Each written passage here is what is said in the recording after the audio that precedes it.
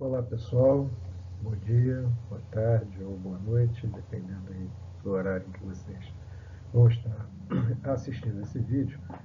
Hoje a gente está aqui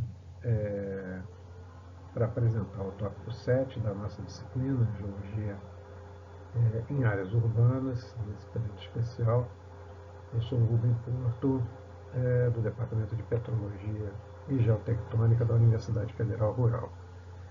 E hoje o assunto que a gente vai abordar aqui é o trabalho, né, que foi feito por um grupo do nosso departamento, que eu capitaneei junto com alguns bolsistas, sobre o estudo de um mega acidente, um mega movimento de massa, um dos maiores já ocorridos na cidade do Rio de Janeiro e certamente um dos 3 maiores registrados oficialmente, né, pelos dados da prefeitura. A gente o trata como o mega acidente da Prainha. A Prainha é uma região da Zona Oeste, né, entre a Praia da Macumba, no final do Recreio dos Bandeirantes, e Grão-Maria. E esse foi, como eu falei, um escorregamento muito grande, movimentou um volume de material gigantesco e provocou o fechamento da estrada, da chamada Estrada Guanabara, uma das mais bonitas da cidade do Rio de Janeiro, por 7 meses. Tá? Então a gente vai apresentar as características desse movimento, bem como avaliar, a partir do trabalho que lá foi realizado, vamos avaliar as questões dos riscos inerentes às outras áreas próximas da região onde o movimento de massa aconteceu. Bom, esse mega acidente ele ocorreu no ano de 2010, um ano muito em que a cidade, né, foi muito afetada pelas chuvas. Houve aí um incremento na média, né, pluviométrica bastante grande, e outros grandes acidentes ocorreram também na cidade na mesma faixa de tempo, né, no início do mês de abril. Nesse caso especificamente, o acidente da Prainha, ele teve aí um movimento estimado, aí, né, uma movimentação de material estimada na faixa de 12 mil metros cúbicos, o que é bastante expressivo. Né? Para efeito de comparação, a gente pode pensar que um caminhão desses que carrega areia carrega 15, 18 metros cúbicos, né, de material. E nós fomos chamados a ajudar no entendimento, né, do que havia acontecido através de um convênio com a prefeitura, através da Fundação GeoRio, e lá nós trabalhamos com 3 bolsistas de iniciação científica que receberam bolsas da própria prefeitura para a realização desse trabalho.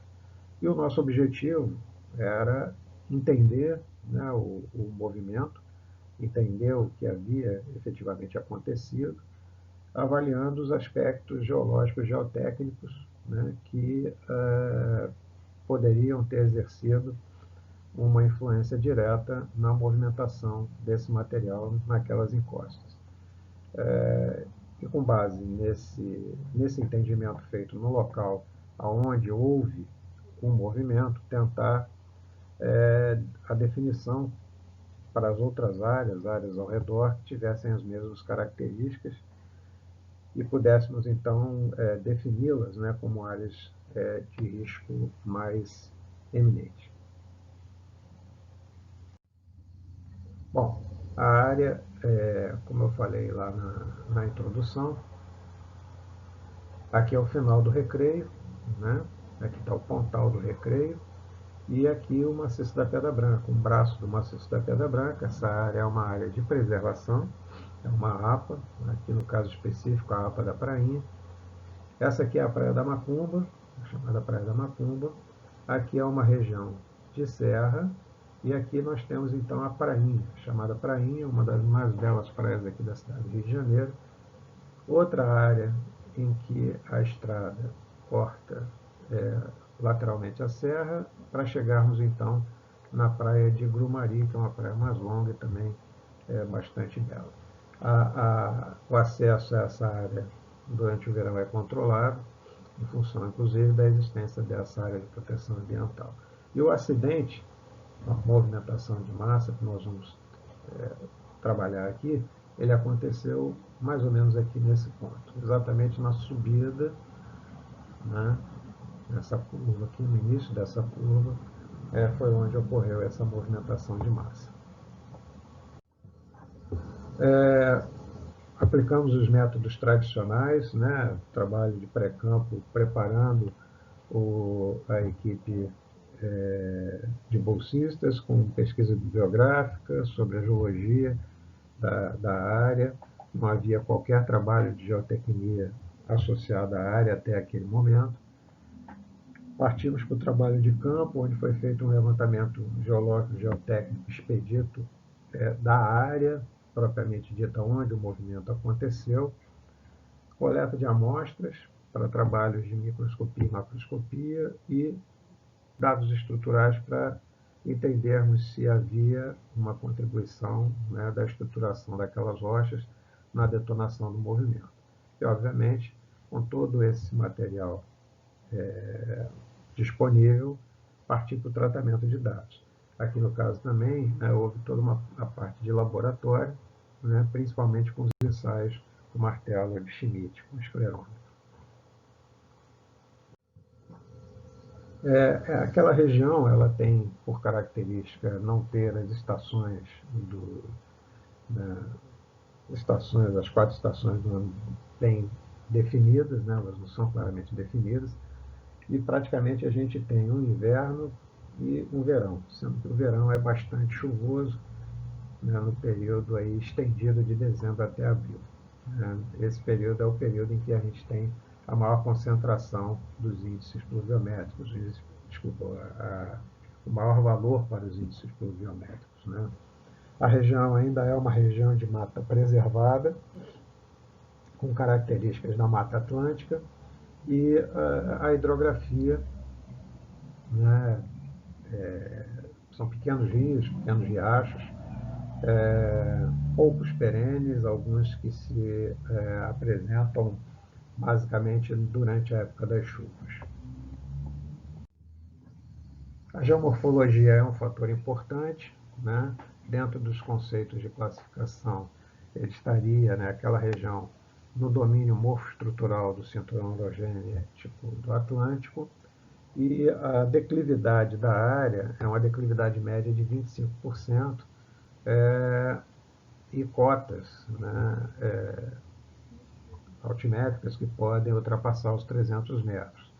Então, isso também é uma combinação que a gente tem que levar em consideração durante a nossa análise. Aqui um visual, então, da área, né? Aqui está a prainha, tá certo? E aqui está a região onde aconteceu o movimento de massa. Tá? Esse platô, que a gente pode observar aqui, é relativamente inclinado, né? Aí na faixa de uns 30 graus de inclinação, tá?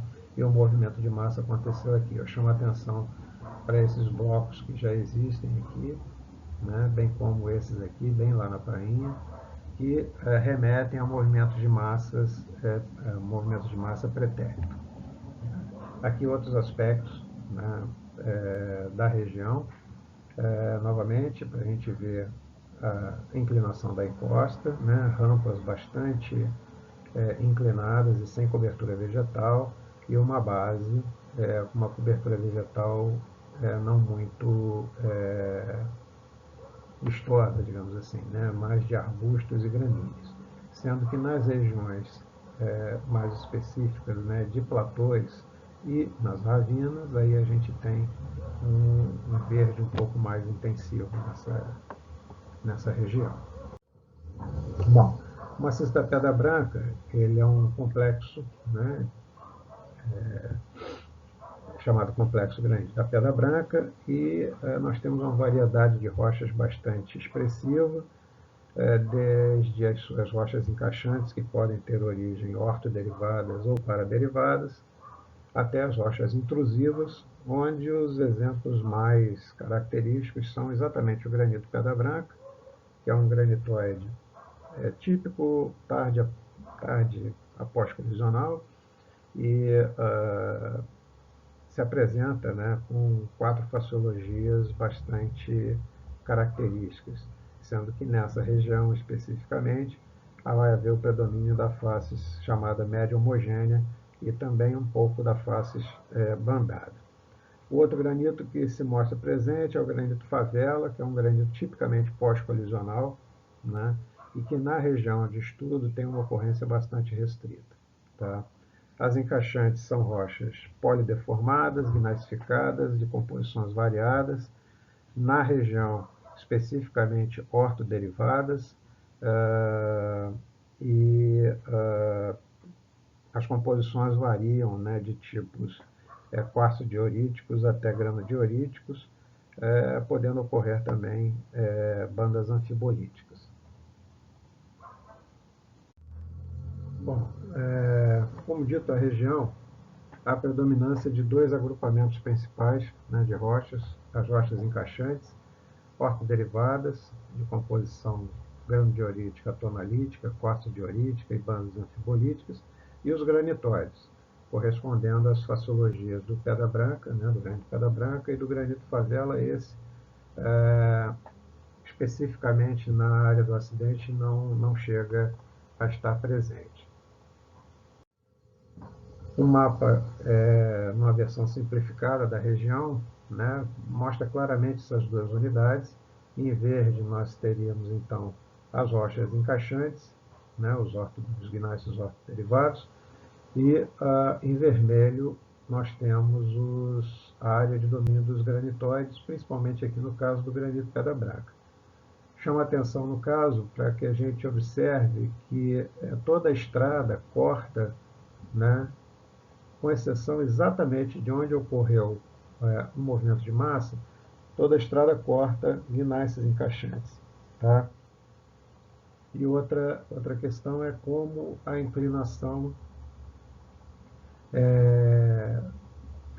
da encosta aumenta no momento em que a gente transiciona dos ortoderivados para os granitóides. Tá? Exemplos aqui de campo, né, das rochas encaixantes, né, os ortoderivados gneissificados, então aqui os tipos quartzo-dioríticos, eventualmente até dioríticos. Aqui no caso eles já estão intercalados, né, por venulações advindas do granito Pedra Branca.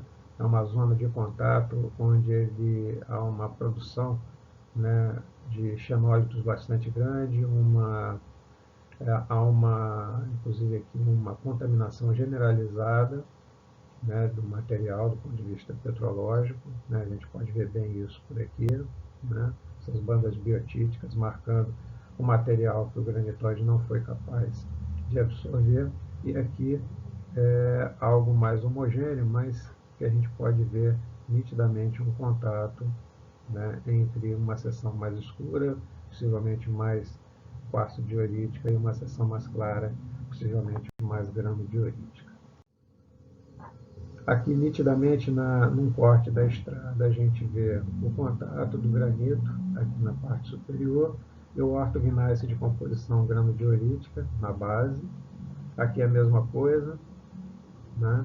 A gente tem a base marcada pelo ortognáceo granodiorítico e a parte superior, né, marcada já pela presença do granito Pedra Branca.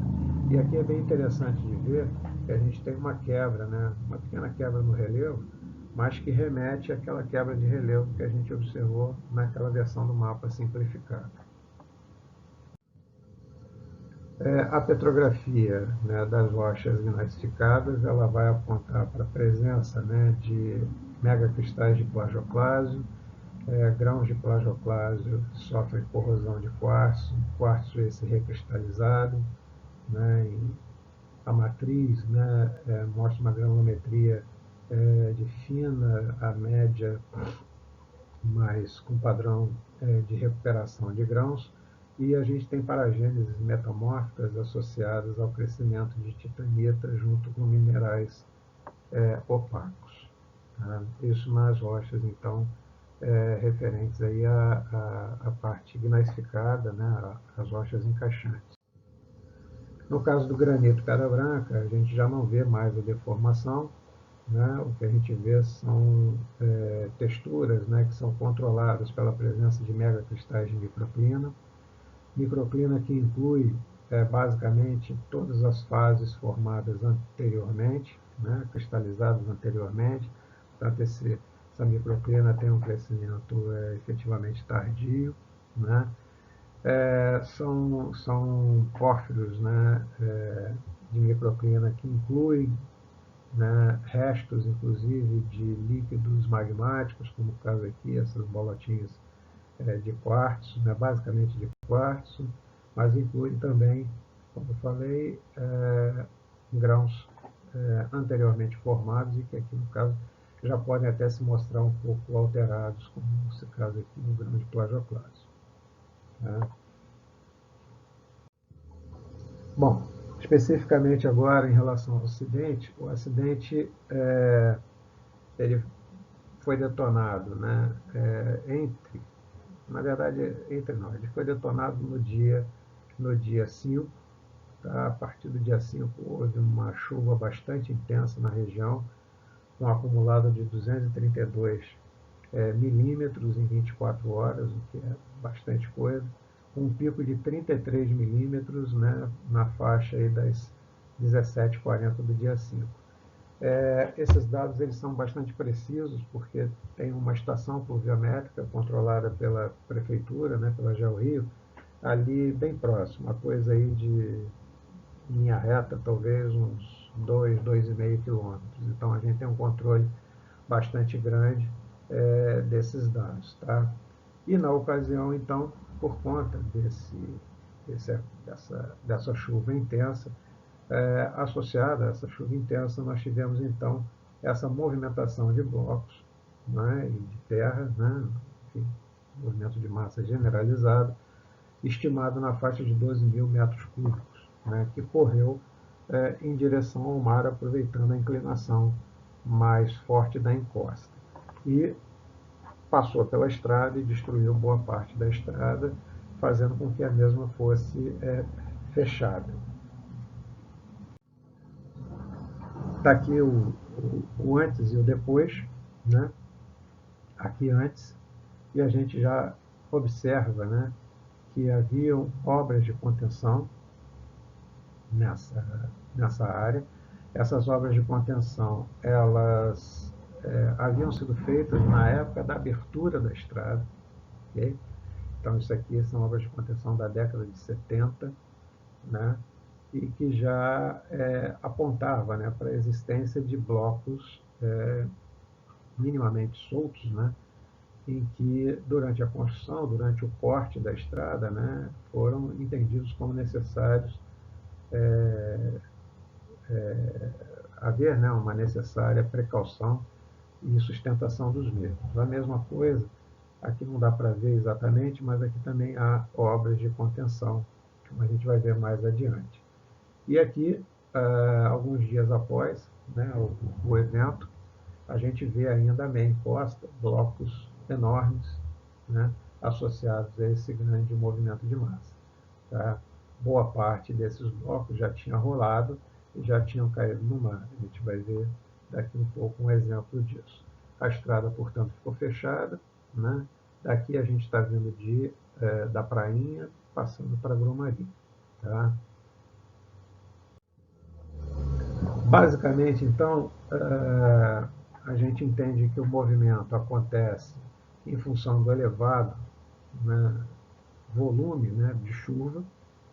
Esse movimento teve início a partir do deslocamento de um único grande bloco, né, que a gente consegue ver ele em imagens pretéritas.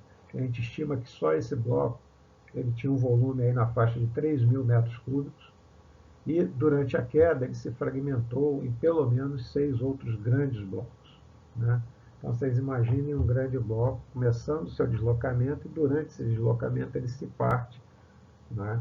Ele se parte e vai se movimentando encosta abaixo, levando tudo que tem pela frente, fosse vegetação ou fosse outros blocos menores, ou mesmo o material, o solo, né, que eles seguravam inicialmente. Foi observado também que toda essa área, né, apresentava um intemperismo químico bastante forte, portanto as rochas se mostravam alteradas em vários níveis, que todo o movimento se deu na área de domínio do granito pedra branca, portanto o material movimentado, não é, era aquele material acima da zona de contato, portanto referente ao granito pedra branca. Observamos também a existência, né, de um depósito de blocos, portanto um talos, né, nessa meia encosta que não estava devidamente registrado. Observamos um padrão estrutural, né, que é aquele que nós já falamos em outras aulas, que remetem aos padrões de fratura nordeste e noroeste, que geram situações de propagação de blocos retangulares, e que, por sua vez, com o intemperismo químico, tendem ao arredondamento, e que a rocha da base da estrada, basicamente, era formada pelos guinastes encaixantes, tá? Que eram, por sua vez, sustentados por algumas obras de contenção executadas durante o processo de abertura da estrada. Então a gente vê aqui de um outro ângulo, né? Esses blocos aqui são fruto do escorregamento, tá? Tá aqui o escorregamento, ele vem cá de cima, né? Esse bloco aqui já existia, tá? Esse bloco já estava, um dos blocos já estava presente lá na região, portanto remete a um movimento de massa pretérito. Aqui visto de cima, né, o grande bloco, e aqui a gente está mais ou menos na cota topográfica 120, 130, portanto a gente vê o nível de inclinação desse material e a quantidade de solo, né, que havia, né, na região e que ficou exposto por conta da derrubada do material dos blocos, né, onde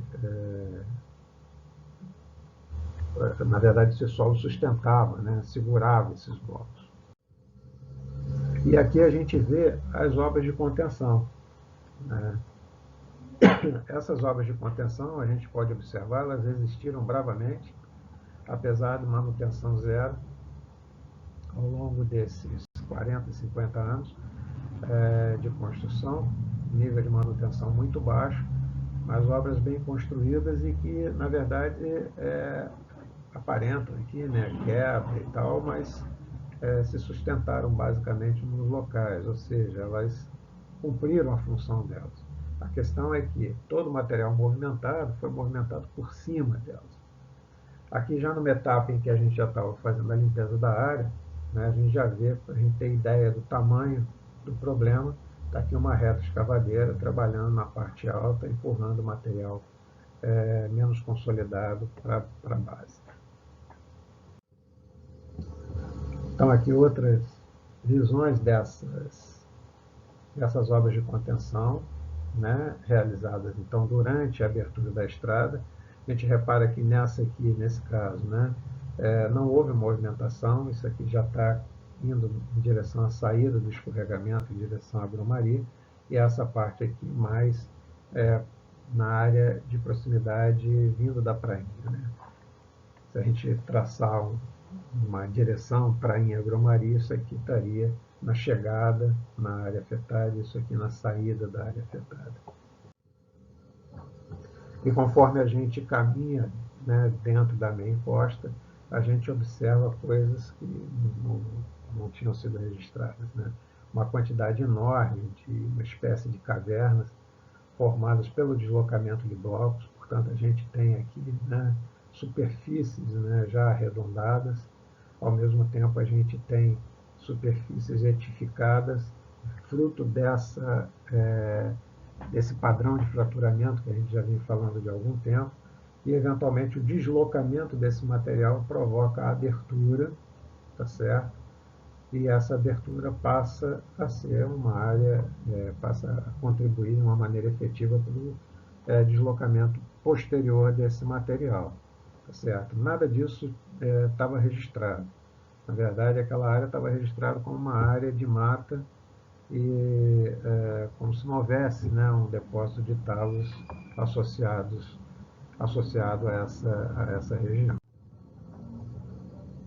E a gente vê que a partir da abertura, né, dessas fraturas, e a abertura não é pequena, coisa de 10 centímetros às vezes, 5, 6 centímetros, e em função da vegetação, as raízes começam a interpenetrar essas zonas de abertura, né, o que provoca dois efeitos. Né? O primeiro, um efeito maior no processo de intemperismo químico, né? Essas rochas elas começam a sofrer, né, uma atividade bastante intensa do ponto de vista de água, de retenção de água, né? E ao mesmo tempo essas raízes acabam expandindo ainda mais essas fraturas. Então é um movimento, né, em que a raiz expande mais a fratura, a raiz cresce com base nisso, e com base nisso maior percolação de água acontece principalmente nos períodos de chuva mais intensa, fazendo com que esse solo, né, digamos assim, que vai sendo produzido por esse intemperismo químico, seja carreado por essas águas pluviais, deixando sempre abertas essas fraturas, o que aumenta enormemente o risco de um acidente.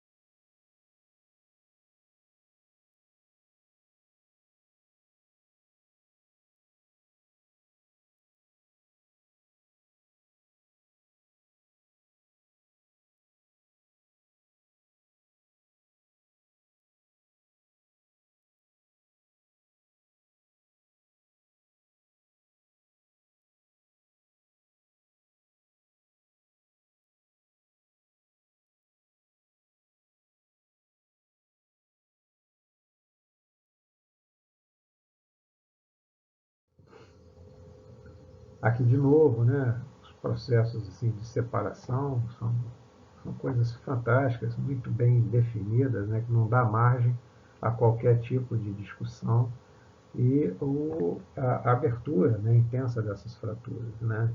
Então, a velocidade com que a água passa por aqui, ela mantém, basicamente limpa esses canais e provoca uma alteração química, né, um intemperismo químico de uma maneira um pouco mais generalizada em todo esse material.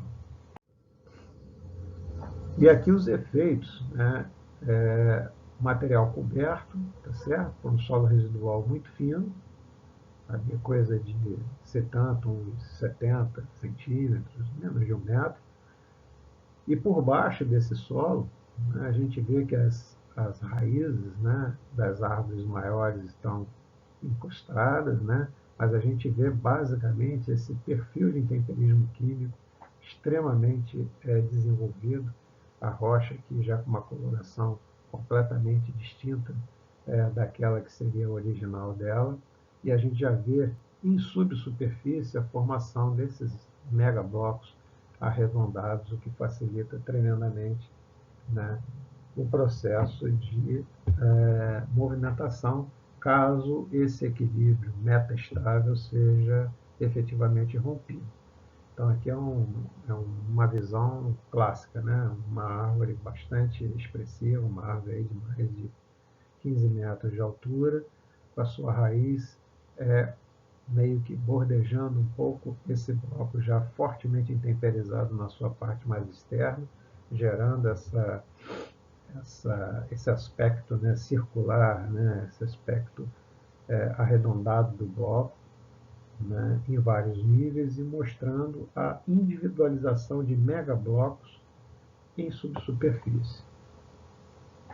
Portanto, quando basta um desses megablocos se movimentar, todo esse equilíbrio aqui é perdido e toda essa área acaba sendo movimentada, e foi exatamente isso que aconteceu no caso desse mega evento. Aqui a parte que não foi movimentada, evidentemente, né? Mas a gente vê que, na verdade, já havia aqui uma separação. Essa parte aqui era externa, tá certo? E essa parte aqui estava interna, ou seja, o material saiu daqui, e a gente vê aquilo que eu falo, né? Que é a instalação desses canais durante a época das chuvas. Isso não são rios perenes, mas são vias, né, de deságue da parte mais alta do maciço. E mesmo aqui, quando as chuvas já tinham, esse período chuvoso, né, mais intenso já tinha passado, continuava ativo. E a gente vê que a meia encosta, ó, há blocos, né, completamente soltos, né, e que poderiam ter se movimentado naquele momento, mas que acabaram não se movimentando, e outros que se movimentaram, mas que pararam aqui na base do local do escorregamento. De novo, aqui está uma retroescavadeira para a gente ter a noção aí do tamanho, né, do problema que a gente estava enfrentando aí. Esse bloco, ele é um bloco solto, né, ele está absolutamente solto, mas há uma obra de contenção. Então, esse aqui já é na saída do escorregamento, são aquelas obras de contenção que a gente viu lá atrás e que efetivamente conseguiram segurar, manter esse bloco, já identificado como solto na época da construção, conseguiu manter esse bloco no local, tá? Diminuindo com isso, evidentemente, o tamanho do acidente. Aqui uma outra visão dele, um pouco mais aberta, e aqui dá para ver claramente as obras de contenção. Insisto, essas obras de contenção são da época da abertura da estrada, né? E sustentaram efetivamente esse bloco, conseguiram segurar. Se elas não tivessem segurado, certamente a extensão do escorregamento seria muito maior, porque atrás, aqui embaixo dessa área verdejante, né, coberta ainda de vegetação, as condições são terríveis. A quantidade de blocos soltos aqui embaixo era enorme. Então, bastava que esse aqui rompesse para que esse equilíbrio também fosse rompido, e com isso o escorregamento teria uma característica, né, de volume, né, de movimentação de material muito maior do que efetivamente teve. E no caso, como esse deslocamento desse material veio da parte superior e as defesas, digamos assim, as contenções estavam só na parte do corte da estrada, evidentemente que tudo isso passou por cima, né, dessas obras de contenção, tá? Movimentando, como já foi dito, basicamente o material granítico e preservando o material gnáisico no seu local. Mais uma visão, a gente vai vendo as quebras. Essa aqui é a quebra do contato, isso aqui já é o material gnasificado que permaneceu no local. Aqui é a quebra, né, para a área dos granitóides, coincide exatamente onde esse bloco aqui está, e essa área toda aqui também está lotada de blocos de tamanhos variados, desde blocos bastante expressivos como esse aqui, com blocos menores como esses outros aqui. Uma feição que foi muito legal e que a gente teve sorte de estar lá presente no dia em que a limpeza, né, dessa área estava sendo feita, é essa estrutura aqui, né, que é uma estrutura de impacto. A gente entende que o bloco, o grande bloco, né, que se movimentou, de mais ou menos uns 150 metros acima dessa posição. Aqui já é a estrada, né, que está coberta aqui por detrito, evidentemente. Esse bloco veio caindo, rolando, quicando e bateu, né, nessa área, no limite, né, da contenção da estrada, gerando então essa estrutura aqui de impacto. A gente imagina que nesse momento foi que ele diminuiu ainda mais o seu volume, gerando uma quantidade de blocos menores. Né? Então essa estrutura de impacto está realmente bem marcada e foi a primeira vez que a gente conseguiu registrar efetivamente uma estrutura desse tipo aqui na cidade do Rio de Janeiro, apesar de desconfiar que em outros momentos isso também já tenha acontecido. Tá? Então está aqui, né, a gente circundando a estrutura de impacto, e está aqui o bloco maior que foi parar lá na água. Tá? Lembrando que todo esse material que foi movimentado, ele foi movimentado para as partes mais baixas ali, né, para correr pelo costão em direção ao mar, tá certo? Não houve possibilidade de retirada desse material para um outro local qualquer, então optou-se por diminuir ao máximo o tamanho dos blocos, com o uso, evidente, de explosivos e também de britadeira, e a partir da diminuição esse material era empurrado em direção ao mar. Inicialmente isso causou uma certa apreensão, né, por conta de poder mudar as condições das ondas da prainha.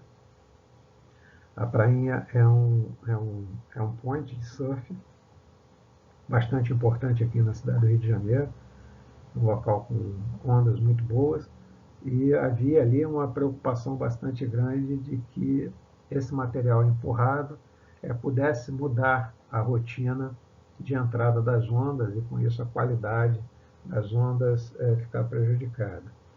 Não foi feito qualquer estudo, tá? Simplesmente decidiu-se empurrar o material e pronto. Não foi feito qualquer estudo de impacto nesse sentido, mas,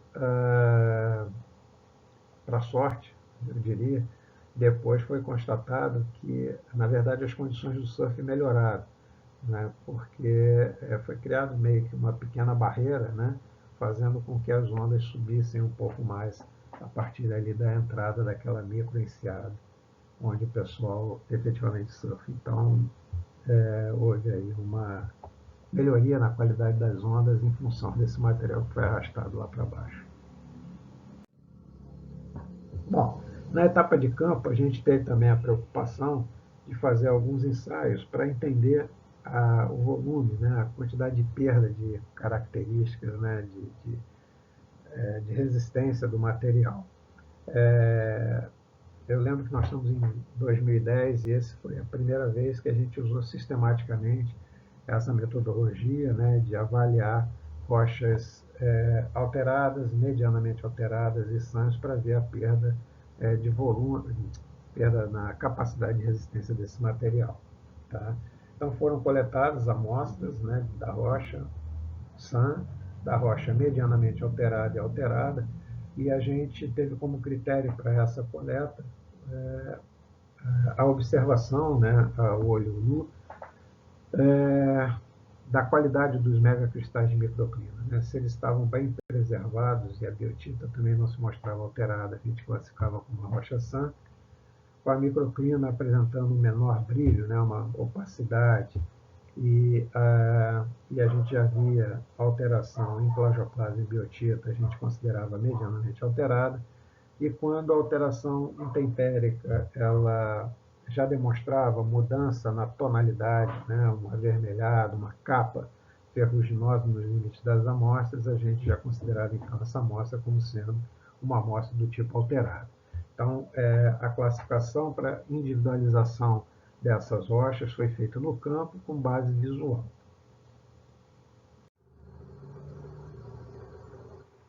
Bom, aqui estão apresentadas as amostras que foram então ensaiadas, né, dentro dos critérios que a gente apresentou no slide anterior.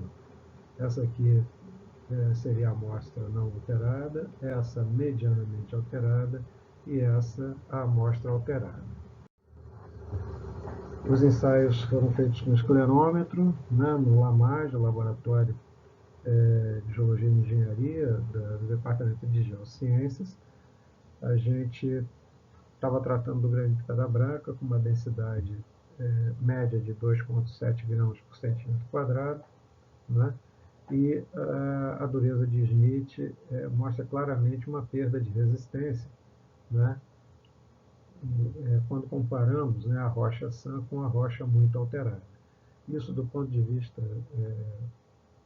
da calibragem, né, para megapascal, a gente tem aí uma perda extremamente importante quando comparamos a rocha sã com a rocha muito alterada, né? A resistência dela cai para menos de 50% daquela que a rocha sã apresenta, o que mostra um potencial, né, de perda, né, de qualidade do maciço rochoso muito grande. Tá?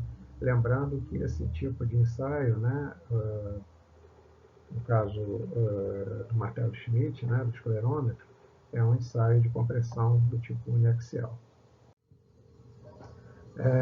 Então, esse escorregamento, né, ela, levou ao fechamento da estrada durante muito tempo, né, durante 8 meses a estrada ficou fechada, portanto, de abril até início de dezembro.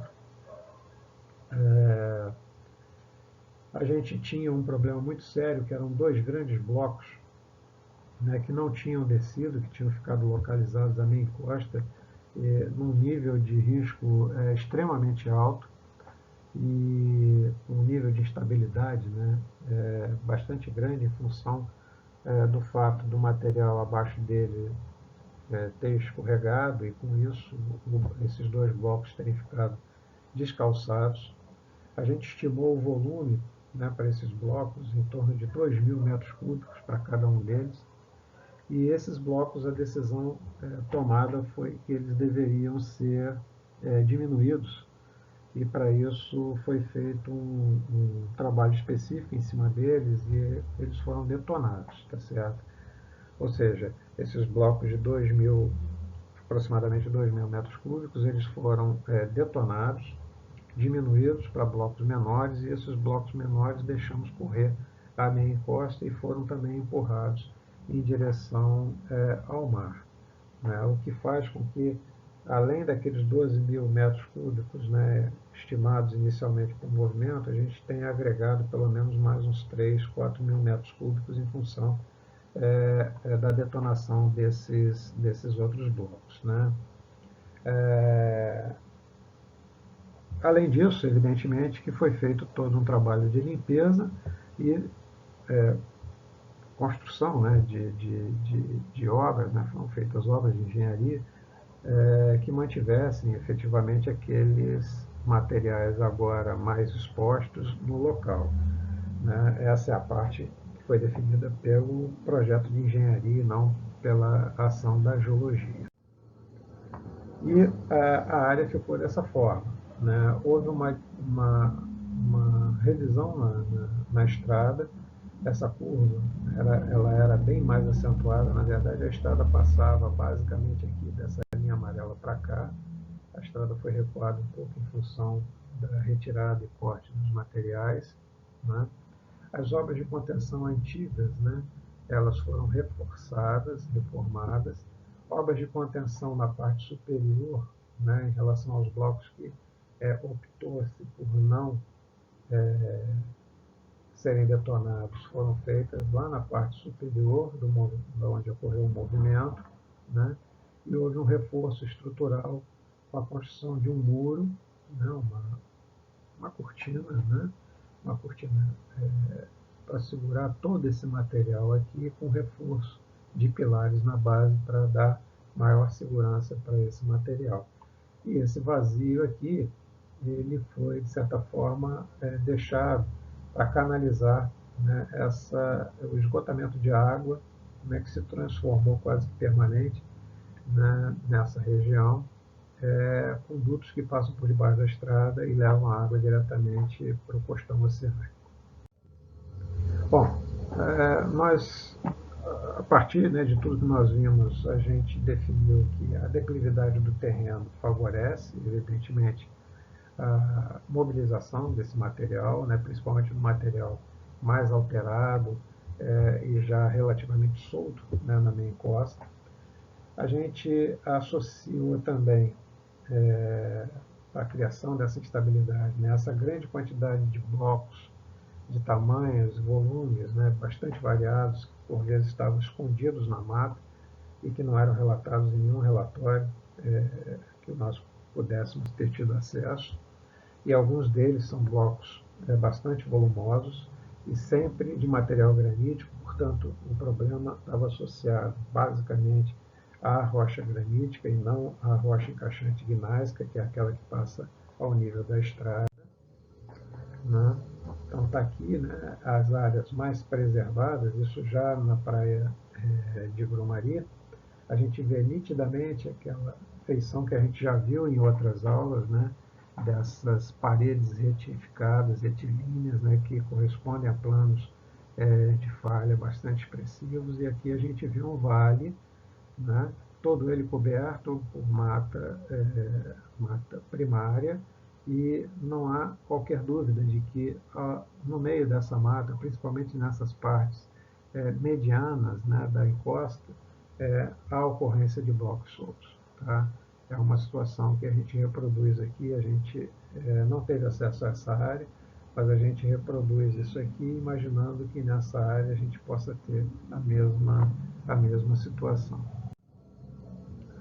Olhando agora para outras áreas, a gente, áreas nas proximidades, né, da própria estrada, a gente vê, por exemplo, esse bloco, que é um bloco bastante característico para quem conhece a prainha, né, a estrada aqui se divide em duas, ela passa por trás do bloco, e não temos dúvida de que esse bloco está aí por conta de um movimento de massa pretérito, né, e que deslocou, né, da meia encosta ele para onde hoje está a estrada. A gente vê também, né, a ocorrência de blocos menores, mostrando as mesmas características que a gente viu lá. No estacionamento da APA, né, da Área de Proteção Ambiental, da sede, né, do Parque da Prainha, a gente vê escondido, mesmo ali no limite, né, do estacionamento, esses bloquinhos, né, que a gente observa nas áreas ravinadas, né, e de vegetação mais baixa também, uma série de blocos soltos, né? Então, toda essa área passa por esse processo, né?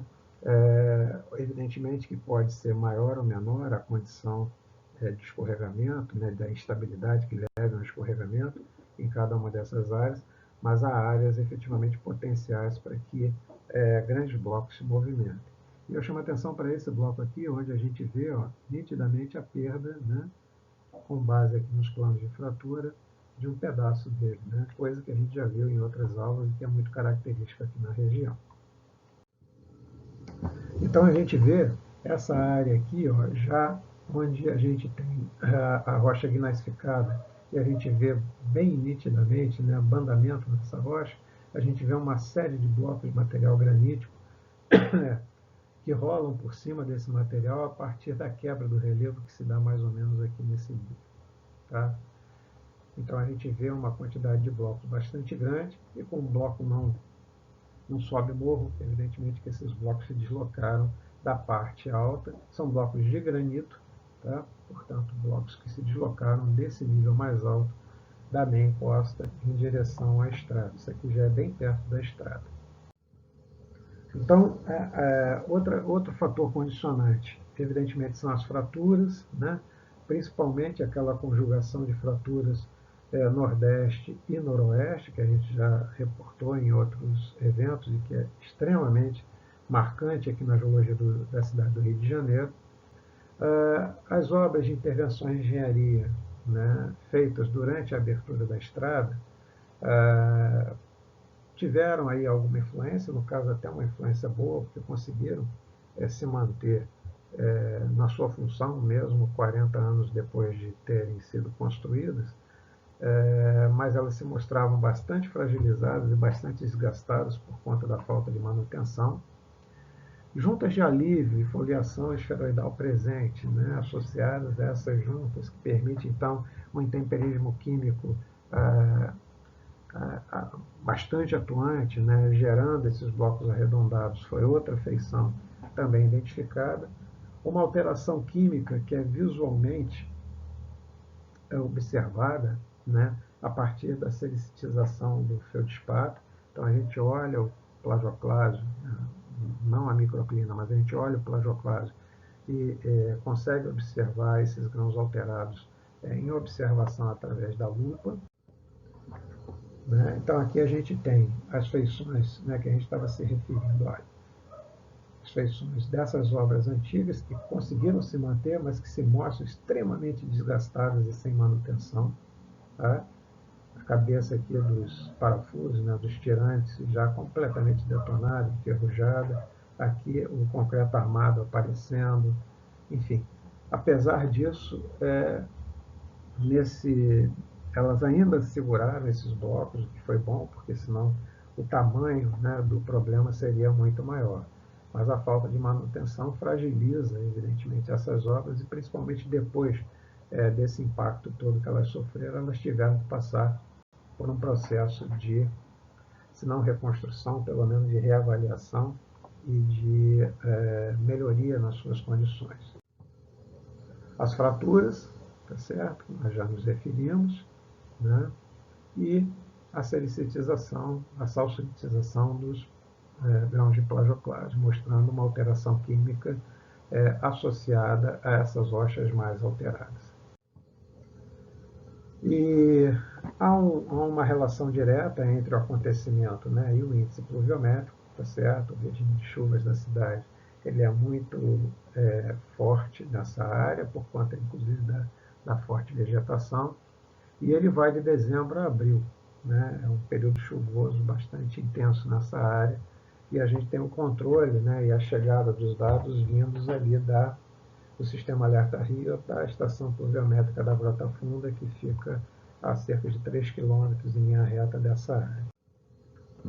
E a gente aqui tem, então, né, uma tomada média, né, de 2002 até 2013, mostrando que em 2010, em abril, a gente teve um volume absurdo de chuvas. Esse volume só é superado, né, por janeiro de 2003, tá certo? E foi janeiro, efetivamente, na média, ele se mantém como mês mais chuvoso, tá? Depois março e logo a seguir fevereiro. Entretanto, especificamente em 2010, a gente teve um evento aí, diferente, digamos assim, né? Que levou a essa precipitação absurda de 452 milímetros, né, de água no mês de abril, muito além da média, né, que a gente tem para esse mês, quase 4 vezes a média que a gente tem para esse mês num ciclo histórico aí de 10, 11 anos. Né? Então a média pluviométrica marcada aqui ao longo do tempo, né, mostrando que 2010, nessa média histórica, foi o segundo ano, né, com média pluviométrica mais alta para a estação da Prainha. Então esse é um fator, obviamente, que aumenta a instabilidade. Né?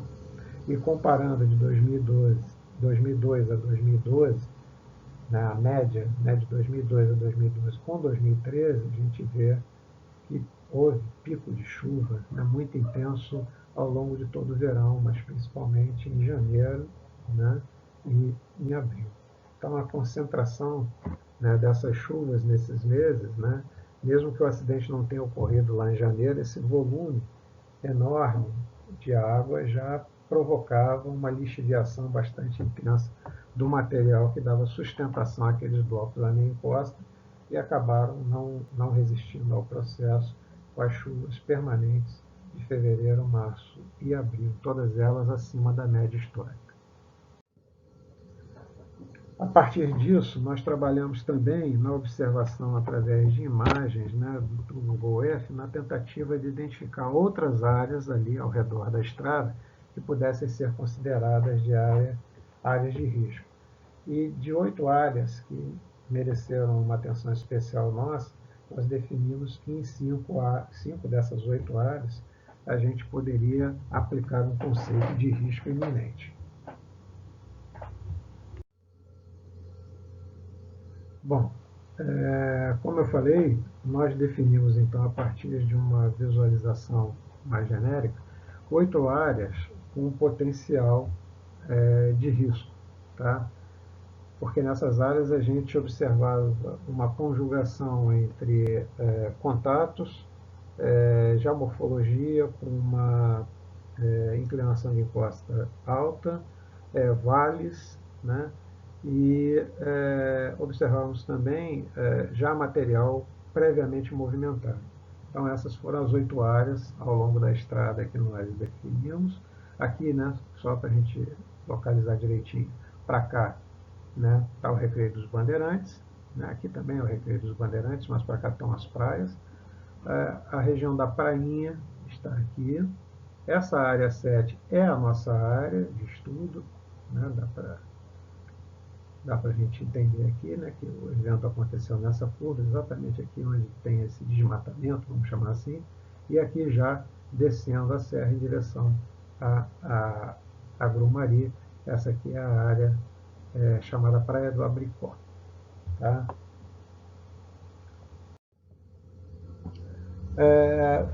Puxando lá do mapa digital da prefeitura, né, a gente vê que toda essa região, hoje remapeada, né, com escalas mais adequadas, toda essa região ela é marcada com uma alta suscetibilidade a acontecimentos, a eventos de movimentação de massa, o que se mostrou, né, correto, né, o nosso escorregamento, o nosso movimento aconteceu exatamente aqui, tá?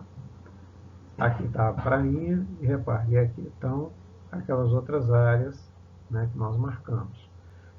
E essa área amarela, que é onde mede a suscetibilidade, nesse caso aqui, compreende, né, exatamente os cortes nos terrenos ortoderivados, a região do contato aqui, né?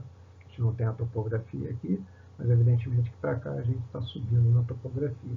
E essa de baixa suscetibilidade é a pequena área, né, ali onde está localizada a sede, né, da área de proteção ambiental da Prainha, né? E nós temos um terreno mais plano ali, então evidentemente que aqui a suscetibilidade é baixa para acontecimentos desse tipo, mas é uma área receptora de detrito, evidentemente. Bom, essas áreas 5, 6 e 8, né, que estão definidas aqui, são aquelas em que a gente consegue observar, né, na área do costão material rochoso movimentado. Então, a gente assume que movimentos de massa pretéritos já aconteceram nessa região. Tá?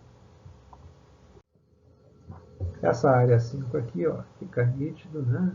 A quantidade de blocos, pequenos blocos, né, gerados aqui, ó, inclusive, né, nessa meia encosta, já na parte baixa. E aí a gente tem uma diferença, porque nesse caso a gente tem movimentação de material também gnáisico, tá certo? Material das rochas ortoderivadas da encaixante, mas o predomínio desses blocos, principalmente esses blocos soltos, ainda do granito Pedra Branca. Tá? Esses blocos aqui, ele já é uma mistura, eu diria, né, de material ortoderivado da encaixante, né, que fica bem nítido aqui, né, com as suas foliações, tá? Com o granito Pedra Branca na parte superior. Lembrando que a inclinação dessas rochas gnáisicas, né, é em direção à praia, tá certo? Então, na verdade, o granitóide que está aqui por cima, ele também cai na direção da praia, tá? Então, quando você fez esse corte aqui, você cortou também material granítico, tá? Daí você gerar essa instabilidade aqui, tá? Então, agora, de qualquer forma, quando a gente observa essa área aqui, a gente não vê tantos blocos soltos que possam, digamos assim, chamar a atenção no sentido de provocar um movimento para cá. Mas certamente isso já aconteceu num passado, que a gente não consegue estabelecer de quanto tempo. Repare aqui blocos soltos aqui, que podem ter sido movimentados dessa área, e aqui blocos maiores também movimentados a partir dessa área bastante instabilizada. Na área 6, que é a área da prainha, propriamente dita, né? Aqui está a sede da APA, né? A gente tem uma clássica, né, aglomeração de blocos. Quem já foi à prainha já pôde ver isso. É uma clássica aglomeração de blocos, inclusive aquele bloco que eu falei, que fica no meio da estrada, né, que divide a estrada aqui. E certamente esse material teve que vir daqui de cima, porque todos esses blocos são blocos do granito Pedra Branca, e a gente não tem ocorrência do granito Pedra Branca nessa base aqui. Portanto, isso aqui certamente se refere a um movimento de massa pretérito, né? Acontecido, novamente, não sei estabelecer em qual idade, apesar de hoje já haver técnicas que permitem, né, um estudo que dê a idade desse movimento, mas está longe da gente ainda conseguir fazer isso, e as nossas sugestões são de que esses materiais tenham rolado ao longo desse vale aqui, tá? Desembocando nessa concentração de blocos. E repare que são blocos muito grandes, blocos basicamente do tamanho dos blocos que nós chamamos de médios lá atrás, são blocos aí na ordem de 200, 300 metros cúbicos, o que não é pouca coisa, e com uma aglomeração bastante grande nessa região aqui. De qualquer forma, uma incursão que nós fizemos numa trilha por aqui, a gente viu que por baixo dessa área coberta a gente tem muito bloco solto, tá? A área 8 corresponde à área da Praia do Abricó. A Praia do Abricó é famosa por ser a praia de nudismo aqui do Rio de Janeiro. E aqui a gente tem também uma concentração de blocos de granito Pedra Branca com as mesmas características daqueles que a gente viu lá na prainha, as mesmas características do que a gente viu aqui no escorregamento que a gente estudou. E aqui, nesse caso, a gente tem nitidamente, né, na encosta uma quebra, né, do relevo verticalizada, e certamente essa área aqui corresponde a uma área que foi movimentada em tempos mais antigos e que gerou esse depósito de blocos aqui na área da praia e que deixou uma enormidade de blocos na parte superior aqui da estrada, né? A gente teve a oportunidade de fazer aqui algumas incursões e as características que a gente vê aqui, né, de material solto são as mesmas que a gente viu aqui na área que a gente estudou em maior detalhe. Tá? Portanto, nada garante que não haja futuros movimentos nessa região. A área 7 é a área que nós estudamos, né? Então, especificamente, né, a área do movimento, onde aconteceu um movimento, e a gente tem em toda essa extensão coberta de vegetação aquelas características dos blocos soltos da meia encosta, fraturados, alterados quimicamente, como a gente já mostrou. E aqui, só para não esquecer, aqui está a estação pluviométrica da Grota Funda. Tá? Então, em linha reta, a gente tem aqui uns 3, 4 quilômetros, talvez. Tá? Os dados pluviométricos são coletados aqui. Na área 7, né, portanto, é a nossa área, a área que nós estudamos aqui, ela já está aberta, né, a circulação, né, dos veículos novamente. Tá? Ela ficou aqui desmatada, né, fez essa redução de desmatamento, que agora já está sendo... É muito rápido o processo de recriação da mata nessa região, e a gente já estudou em detalhamento, né, e a gente pode ver aqui ao longo, né, de toda essa encosta a quantidade de blocos enormes, né? Muitos deles aqui, a concentração dos blocos desse estudo que a gente fez agora em 2010, né, com um grande bloco aqui, mas antes a gente já tem blocos do mesmo tamanho, né, espalhados na minha encosta, mostrando que essa área se mostra instável ao longo do tempo. Quanto tempo eu não saberia dizer para vocês.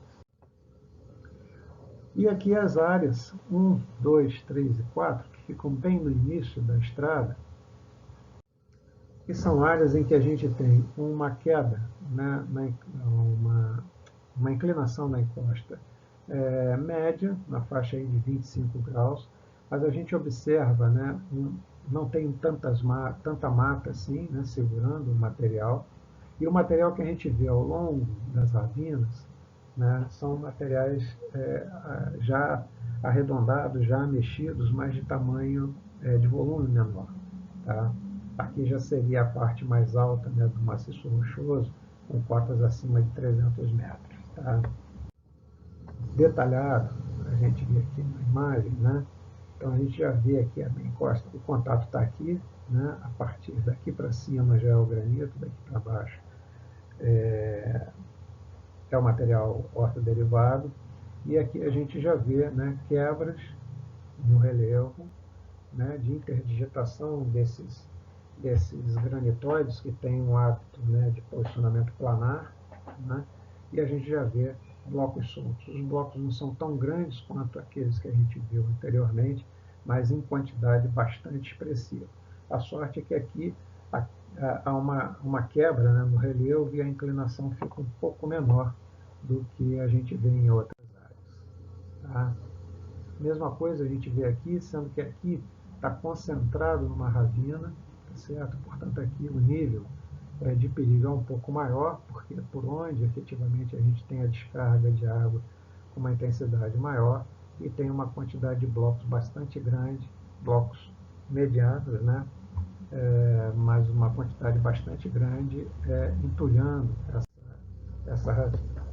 Bom, a conclusão que a gente tirou desse trabalho é que as rochas, de uma forma geral, né, elas se mostram interiorizadas, químico e fisicamente, né, e com presença, né, de uma estrutura que favorece essa alteração a partir da presença de juntas de alívio e esfoliação esferoidal em profusão nessas rochas, inclusive em subsuperfície, né?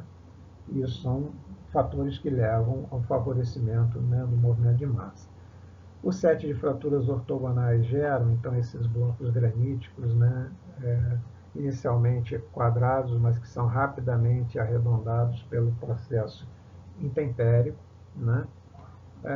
Com isso, a gente gera uma camada de solo relativamente espessa, né? E esse solo, se é um solo jovem, por vezes ele ainda preserva a estrutura da rocha, tá? E a gente intercalado junto a esse solo, a gente tem uma grande quantidade desses blocos em tamanhos variados, inclusive tamanhos pequenos.